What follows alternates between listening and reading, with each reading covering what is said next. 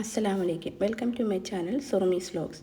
അപ്പം ഞാനിന്ന് തയ്യാറാക്കാൻ പോകുന്നത് ഒരു ബട്ടർ പ്രോൺസിൻ്റെ റെസിപ്പിയാണ് കേട്ടോ.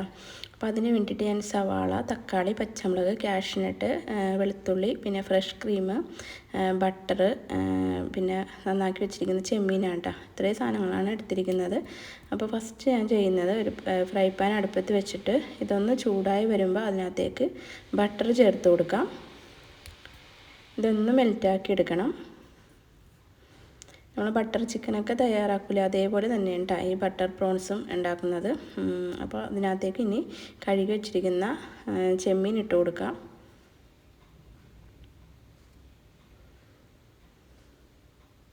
ഇനി ഇതിനകത്തേക്ക് ചേർത്ത് കൊടുക്കുന്നത് പാകത്തിനുള്ള ഉപ്പ് ചേർത്ത് കൊടുക്കാം. പിന്നെ കുരുമുളക് പൊടി, ഇത് രണ്ടും കൂടി ചേർത്തിട്ട് ഇതൊന്ന് ബട്ടറിൽ ഇതൊന്ന് നന്നായിട്ടൊന്ന് വഴറ്റിയെടുക്കണം.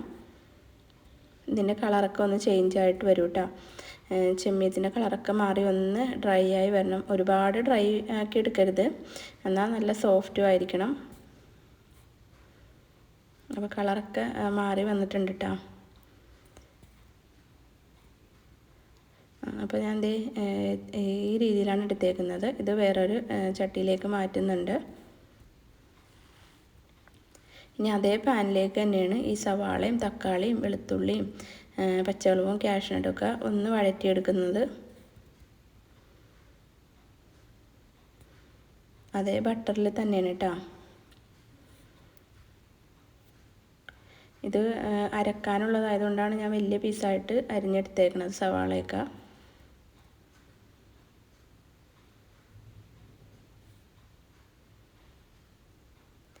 ഇതൊന്ന് വഴന്ന് വന്നപ്പോൾ അതിനകത്തേക്ക് മഞ്ഞൾപ്പൊടി, മുളക് പൊടി, ഒരു നുള്ളു ഗരം മസാലപ്പൊടി എന്നിവ ചേർത്തിട്ട് ഇത് നന്നായിട്ടൊന്ന് വഴറ്റി കൊടുക്കാം.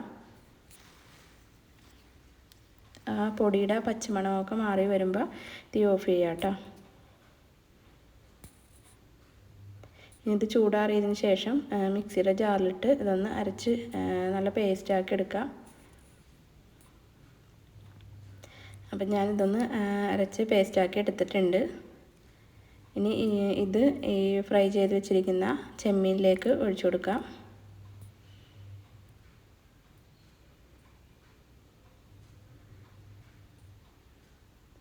ഇനി മിക്സിയുടെ ജാറ് കഴുകിയ വെള്ളവും കൂടി ഒഴിച്ചു കൊടുക്കുന്നുണ്ട് കേട്ടോ. ഇത് നല്ല തിക്കായിട്ടുള്ള ഗ്രേവി ആയിരിക്കും.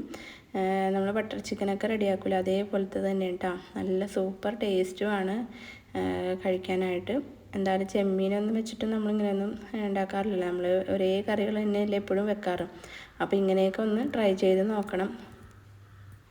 ഇനി ഇതിനകത്തേക്ക് ഫ്രഷ് ക്രീമാണ് കേട്ടോ ഒഴിച്ചു കൊടുക്കുന്നത്. എന്നിട്ട് നന്നായിട്ടൊന്ന് മിക്സ് ചെയ്ത് കൊടുക്കുക.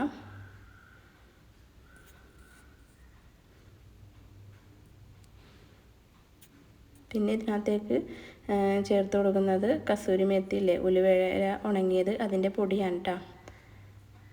അതൊന്ന് കൈകൊണ്ട് തിരുമ്മിയിട്ട് ആ പൊടിയും കൂടി ചേർത്ത് കൊടുക്കുന്നുണ്ട്.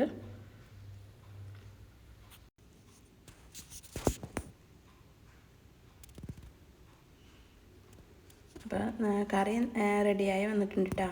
ഇതിൻ്റെ മുകളിൽ ഒരു പച്ചമുളക് അരിഞ്ഞതും കൂടി ഇട്ട് കൊടുക്കുന്നുണ്ട്. പിന്നെ ബാക്കിയൊന്ന് ഫ്രഷ് ക്രീമും കൂടി ഒഴിച്ചു കൊടുക്കുന്നുണ്ട് കേട്ടോ.